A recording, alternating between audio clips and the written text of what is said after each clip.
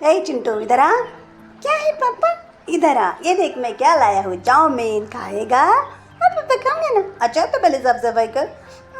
साफ सफाई ठीक है पापा, अभी करता हूँ। अगर मेरी मम्मी रहती तो मुझे पहले खाने को देती, पापा तो गंदे है, साफ सफाई कराने बोलते। अच्छे से साफ सफाई कर।